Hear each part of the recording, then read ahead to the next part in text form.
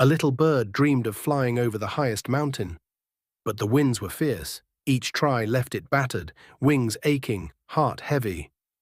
The others laughed. "You're too small," said the monkey. "Give up," sighed the deer. Still the bird rose every dawn and tried again. Then, one day, the storm came. Instead of hiding, it spread its wings and let the wind carry it, higher, higher, until there it was, soaring above the peak. The secret, it never saw failure as falling, only as learning to fly, so when the wind knocks you down, remember, you're being prepared to rise.